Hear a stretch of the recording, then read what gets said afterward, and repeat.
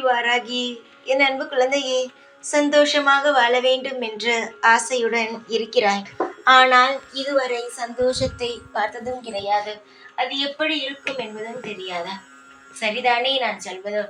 எப்படி என்றால், எதுவாவது ஒரு விஷயம் உனக்கு சாதகமாக நடந்தால் கூட, இதற்கு இத்தனை ஆண்டுகள் எனக்கு சாதகமாக எதுவும் நடக்கவில்லை, இப்பொழுது மட்டும் எதற்காக எல்லாம் நல்லதாக நடக்கிறது என்று நினைத்து பயப்படுகிறாய். நல்லது நடக்கும் பொழுது நல்லதை ரசித்து வாழ வேண்டும். அதையெல்லாம் விட்டுவிட்டு ஏன் இப்பொழுது நல்லது நடக்கிறது, ஏன் இப்பொழுது இந்த மாதிரி நடக்கிறது என்று யோசிக்காமல் காலத்துக்கு தகுந்தது போல் வாழ்ந்து கொண்டு நகர்ந்து கொண்டு போய்கொண்டே இருக்க வேண்டும்.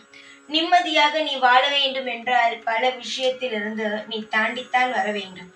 எதுவுமே யாருக்கும் எளிதில் கிடைப்பது இல்லை. அப்படி கிடைத்தாலும் அது நிரந்தரமாக இருப்பதும் இல்லை.